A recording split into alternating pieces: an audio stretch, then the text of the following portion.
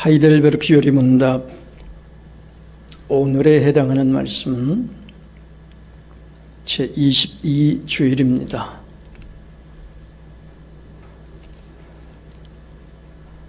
하이델베르크 요리문답은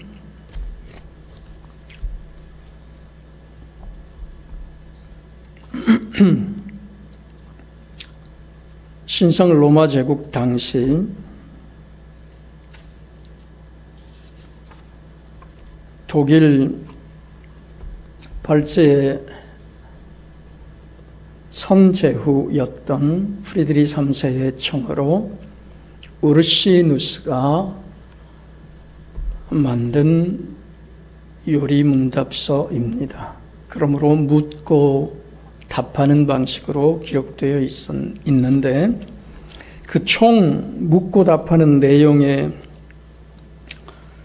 숫자는 129개입니다. 129개의 질문과 답에 해당하는 이 내용을 1년 52주에 맞게 설교할 수 있도록 하기 위해서 52주로 129개의 질문과 답을 배치하였습니다. 그러므로 어떤 질문과 답은 2개, 3개, 예를 들어서 52주 127문, 128문, 129문은 3개의 질문이 있습니다. 이런 방식으로 우르시누스는 52주 동안 이 요리문답을 교회의 목사들이 바르게 강론하도록 만들었습니다. 1618년부터 19년까지 네덜란드 도르트라히트, 짧게 그냥 도르트라고 하는데, 이 도르트에서 열렸던 국제적인 회의에서 회의를 마치고 교회의 헌법과 같은 교회 질서를 만들어냅니다. Church Order of Dort입니다. 도르트 교회의 교회 정치 또는 교회 질서 또는 교회 헌법 같은 것인데, 그 내용이 이 하이델베르크 요리문답을 꼭 매주마다 설교로 가르치라고 우리에게 일러주고 계십니다. 그러므로 이 하이델베르크 요리문답은 52주로 잘 나눠져 있어서 매 주마다 목사가, 오늘 같으면 2질문인데 57문, 58문, 57문은 육신의 부활에 대한 것이고 58문은 영원한 생명, 영생, eternal life에 대한 것입니다. 그럼 이 2질문 가운데 목사는 오늘 우리 교회에 작년에 내가 어떤 말씀을 증거했는지 생각하면서 오늘 우리 교회에 필요한 말씀이 무엇인가를 생각합니다. 저는 영원한 생명보다 육신의 부활에 대해서 오늘 설교할 부문을 택했고, 이 육신의 부활에 대해서 설교하게 되겠습니다. 하이델베르크 요리문답 제22주일 57문, 육신의 부활은 당신에게 어떠한 위로를 줍니까? 답, 이 생명이 끝나는 즉시 나의 영혼은 머리 대신 그리스도에게로 올려질 것입니다. 또한 나의 이 육신도 그리스도의 능력으로 일으킴을 받아 나의 영혼과 다시 결합되어 그리스도의 영광스러운 몸과 같이 될 것입니다. 아멘. 이 내용을 이제 제가 선택한 설교 본문을 통하여 이 하이델베르크 요리문답 제57문 육신의 부활이 우리에게 어떤 유익을 주는가를 배경에 깔고 또 제가 선택한 설교 본문 성경을 설교하는 것입니다. 그러므로 하이델베르크 요리문답도 설교하게 되고 또 우리가 성경 말씀도 설교해서 하늘의 말씀을 받게 되겠습니다.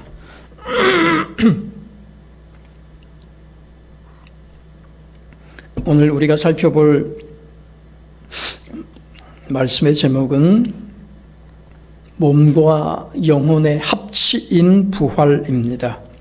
누가복음 24장 39절 딱 한 구절 말씀인데 먼저 그 내용을 소개하면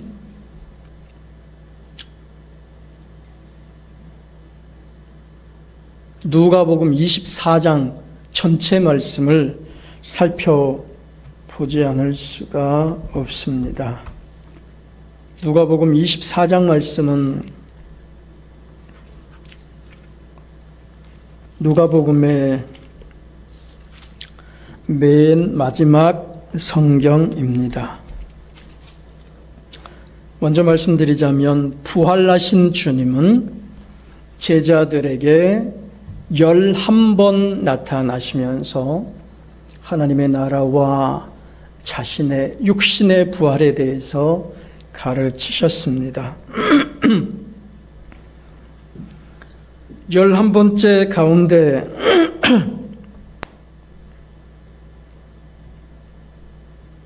오늘 누가복음 24장의 말씀은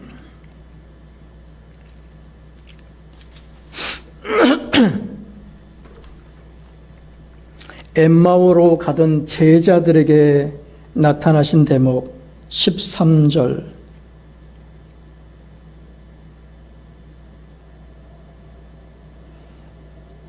그날에 그들 중 둘이 예루살렘에서 25리쯤 되는 엠마오라 하는 마을로 가면서 이 모든 된 일을 서로 이야기하더라.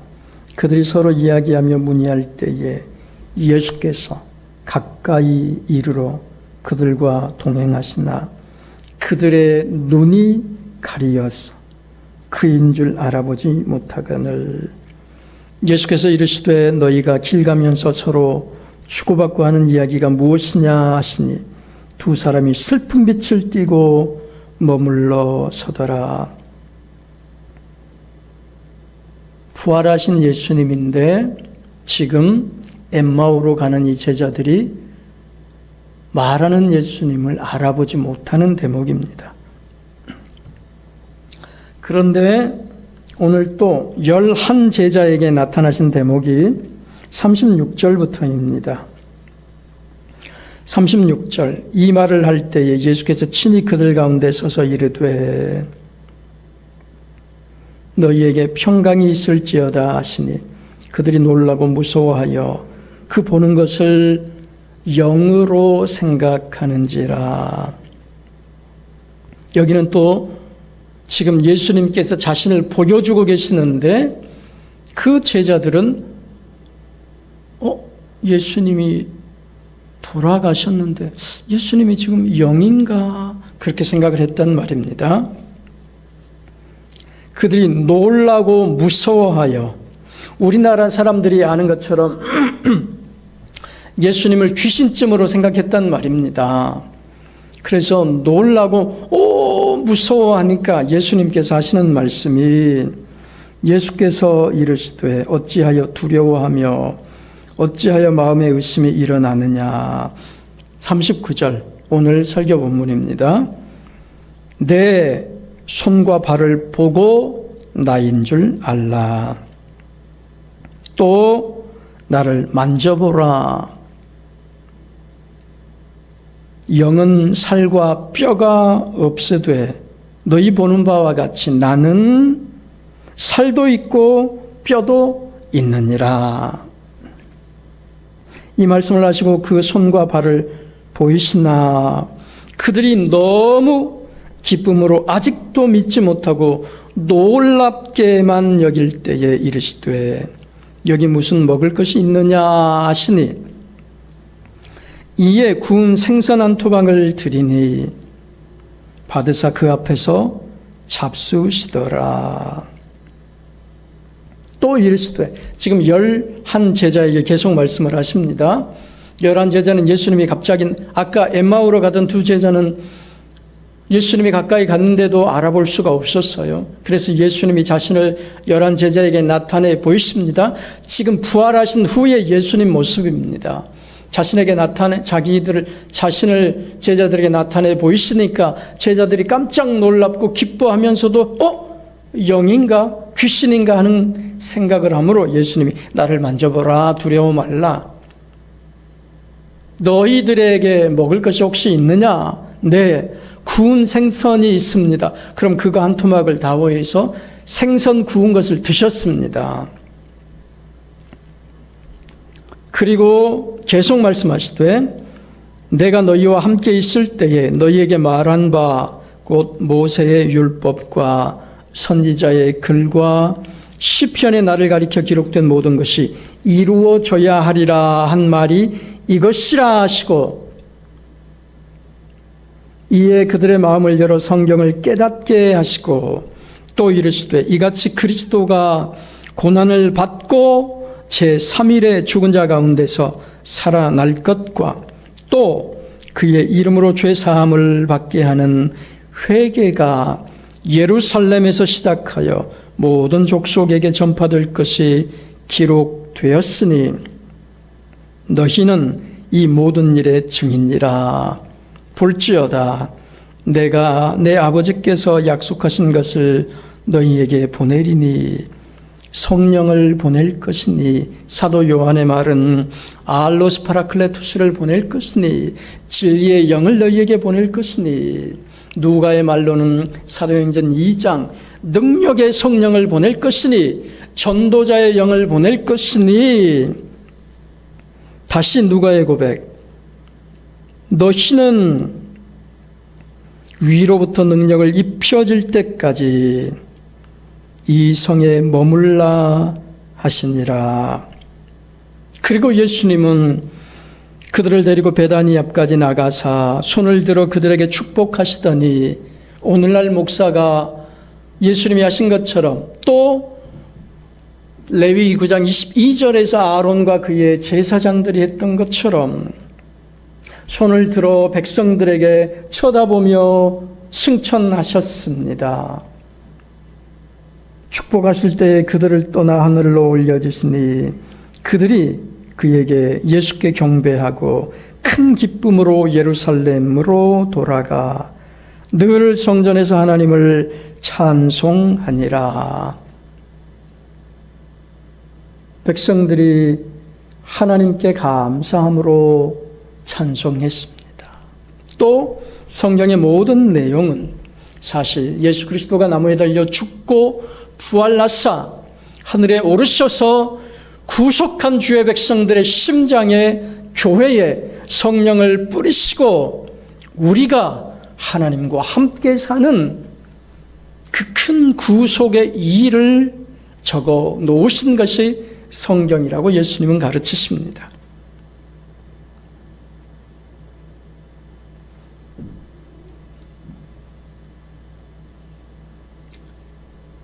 제주도에 가면은 어떤 그 성 무슨 목장이 성 이시돌 목장인가 있는데 그 이시돌 목장은 무슨 로마 카톨릭 교회의 큰 꾸며놓은 정원이 있습니다. 그 정원에 가면 호수 옆에 예수님이 제자들과 함께 앉아서 이 고기를 뜯고 계시는 장면도 표현되어 있습니다. 이게 부활하신 후에 나타난 일입니다. 부활하신 후에 예수님이 친히 나타나셔서 제자들에게 친히 하늘의 복음을 가르치시고 자신이 살아 부활하셨음을 친히 가르치십니다. 자, 여기서 우리는 지금 우리도 예수님처럼 부활할 것임을 다시 생각해 보아야 합니다.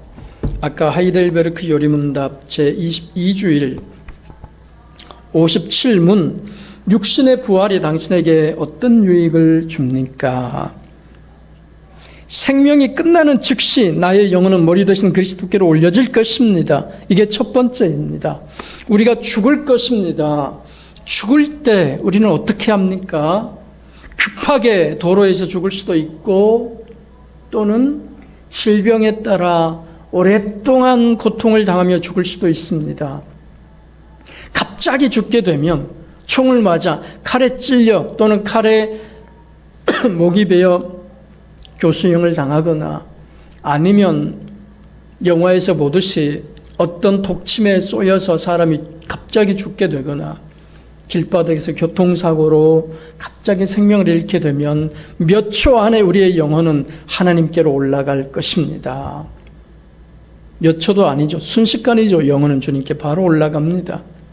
만약에 예수를 안 믿었던 사람은 곧장 지옥으로 달려갑니다. 또 혹시라도 깊은 슬픔과 질병 가운데 거하다 죽는 사람은 죽기 전에 그의 육신이 속에 있는 내장에 있는 장 속에 위 속에 있는 모든 음식 찌꺼기들을 밖으로 배출합니다. 시꺼멓고 묽은 똥을 다 배출해내고 오줌도 한 방울 없이 다 배출해냅니다.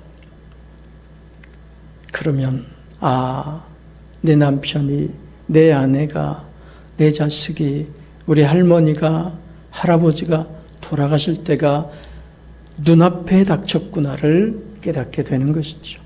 그렇게 해서 몸이 죽을 준비를 하게 됩니다. 그러고 육신은 더 이상 거의 움직이지 못하고 숨을 거두게 됩니다. 그러면 우리 영혼은 곧장 예수님께로 올라가게 됩니다. 왜냐하면 우리가 주 예수 그리스도를 믿을 때 우리는 우리의 영혼이 저 천상 하나님 보좌 우편에 앉아 계신 예수 그리스도께로 접붙여졌기 때문에 예수님과 나는 하나입니다.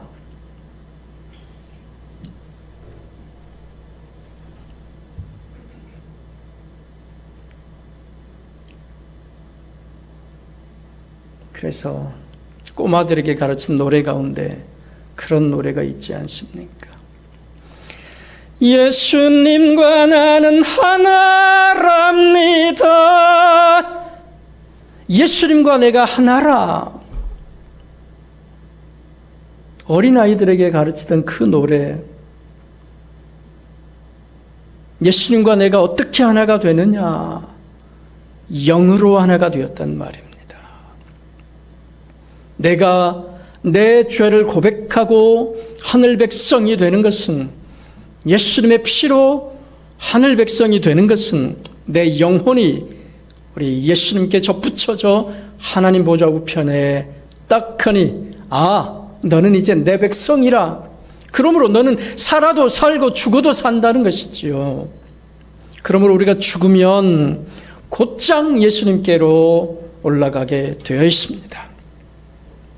우리 한국 사람들이, 인도네시아 사람들이, 태국 사람들이 생각하는, 동양권 사람들이 생각하는, 또 예수님의 제자들이 생각하는 것처럼 우리가 죽으면 우리의 영혼이 이 땅을 떠돌면서 중간에서 머물다가 귀신이 되어서 호련히 그 사람에게 나타나고, 또 우리가 우크라이나에 있을 때 보면 사람이 죽으면 장례식 하는 날 동안 거울을 치워 놓잖아요. 거울을 뒤로 걸어 놓아요. 왜요?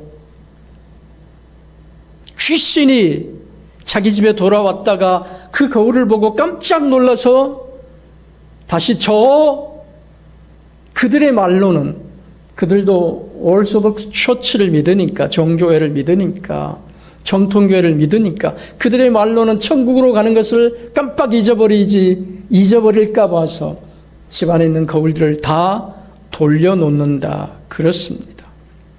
그 생각이 뭐냐면 귀신이 되어서 지금 며칠 동안 우리나라 말로는 3우제 또 49제 적어도 3일 동안 그의 영혼이 이 땅에서 어찌할 바를 몰라서 집안을 뱅뱅뱅뱅 돌고, 그래서 발인이라고 할 때, 장례식을 할 때 마지막 장례식 가운데 그 사람이 살던 곳을 뱅글뱅글뱅글 돌아주잖아요. 장례식에는 영여가 있어요. 영혼을 든 위패, 오늘날은 그걸 사진으로 대신합니다. 두 번째가 상여가 있어요. 그 사진이나 위패를 모시고 앞으로 가는 거예요. 그게 영여예요. 영혼의 상여. 두 번째는 상여, 몸의 시신을 들고 갑니다. 그 시신은 우리나라는 하얗고 예쁜 꽃들을 치장을 해서 상여를 꾸밉니다. 그 상여는 마을에 저만큼 떨어진 상여집을 만들어서 상여를 거기다 놓아두어요. 그리고 사람이 죽으면 마을 사람들이 다 나와서 그 상여꽃을 만들어요. 종이꽃을. 그래서 대나무 자락이나 기둥을 세워서 그걸 아름답게 꾸미고 천을 다시 만들고, 그리고 상여를 끌고 가고, 그리고 상여 위에 한 사람이 올라타서 노래를 부르고, 그리고 사람들로부터 노잣돈을 받아서 이 사람이 빨리 극락으로 갈 수 있도록 인도하는 것이죠. 왜? 사흘 동안은 이 죽은 사람이 이 땅을 헤매며 저승으로 가지 못하고 있다고 생각하기 때문에 그렇습니다. 그러나 성경의 가르침은 그렇지 않고, 우리의 영혼은 죽으면 곧장 천국 아니면 지옥으로 달려갑니다. 예수 안 믿는 사람, 안 믿었던 사람은 곧장 지옥으로 달려가는 것이고, 예수 믿었던 사람은 곧장 천국으로 달려갑니다. 우리는 예수님과 나는 하나랍니다. 예수님은 내 안에, 나는 예수님 안에 서로 한 몸으로 서 있으므로 우리는 죽으면 곧장 예수님께로 달려가게 되어 있습니다. 우리의 영혼이. 그럼 부활은 무엇이냐? 거기에 갔던 영혼이 예수님이 다시 오실 때 그 영혼과 죽어있던 우리의 육신이 일어나서 영혼과 육신이 한 몸으로 합쳐지는 것입니다. 이게 완전한 부활입니다. 그런데 신기한 것은 부활체는 옆에 있는 사람이 못 알아볼 수도 있고 또 음식을 드실 수도 있는 대단히 신기한 존재로 서게 된단 말입니다. 제자들이 엠마오 땅을 걸어가고 있는데 예수님이 갑자기 나타나 버리는 거예요.